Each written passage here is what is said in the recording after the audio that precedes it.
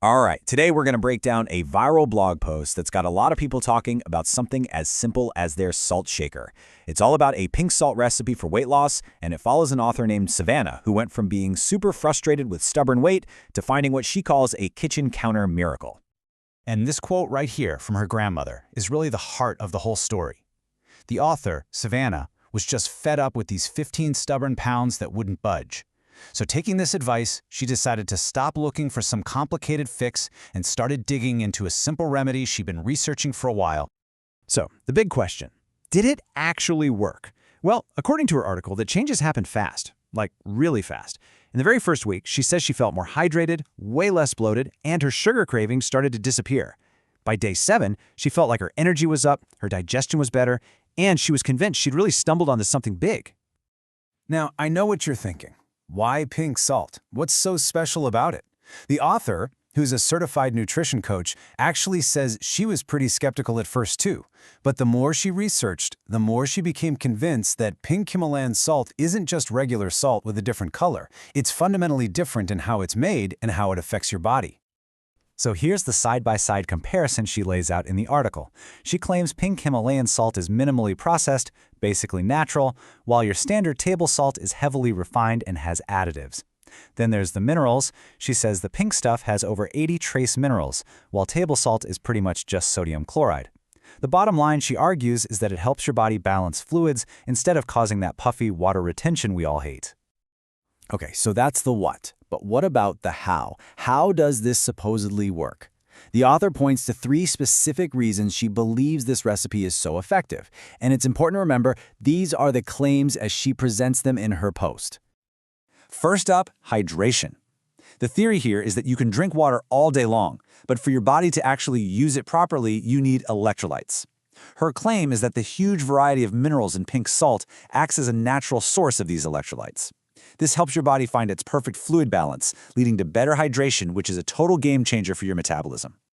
The second claim is one the author says was a huge deal for her personally. She asserts that pink salt helps kickstart your digestive system by stimulating stomach acid and digestive enzymes.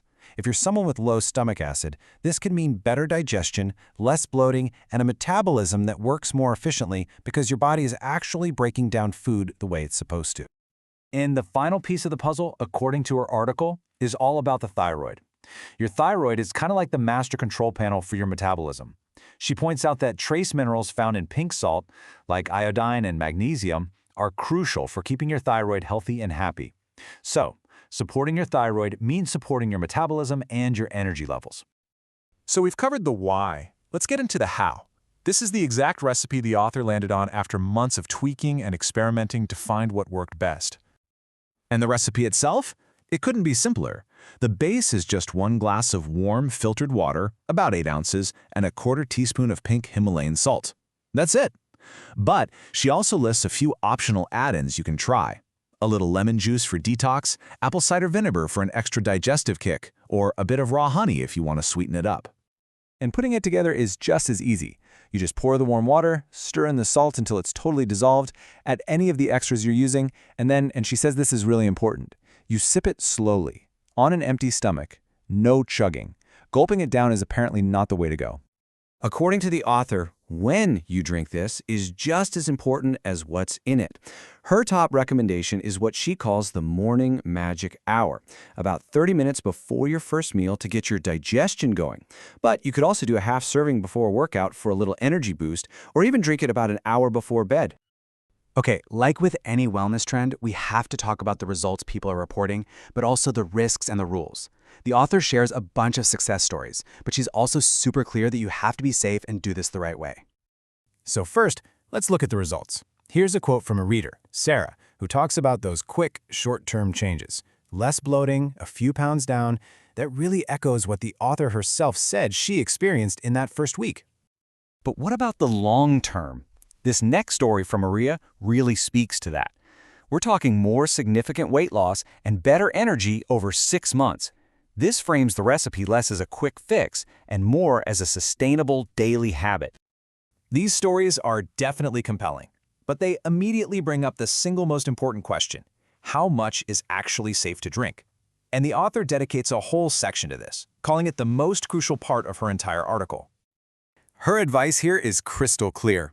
You have to start with just a 1/4 teaspoon of pink salt. That's it.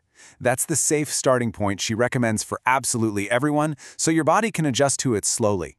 Now, to put that in perspective, a 1/4 teaspoon has about 600 milligrams of sodium. The American Heart Association recommends most adults stay under 2,300 milligrams per day. So here's her big warning. If you have high blood pressure, kidney issues, or any reason to be on a sodium-restricted diet, you must talk to your doctor first. That part is non-negotiable. She also shares the mistakes she made along the way so that other people can avoid them. Things like using too much salt right at the beginning, buying cheap salt that might be fake, drinking it way too fast, and, this is the big one, expecting it to be some kind of magic pill. And that really gets to her main point. She is very, very clear that this recipe isn't a cure-all. It's not a magic bullet. In her view, it works best as a supportive tool inside a bigger, healthier lifestyle that also includes good food and movement. It's just one piece of the puzzle, not the whole thing. So in the end, the source material kind of leaves us with this final thought. Is the real power here actually inside the salt, with all of its 80+ minerals? Or is the magic in the simple act of starting your day with a mindful ritual? You know, something you do just for yourself. It's definitely something to think about.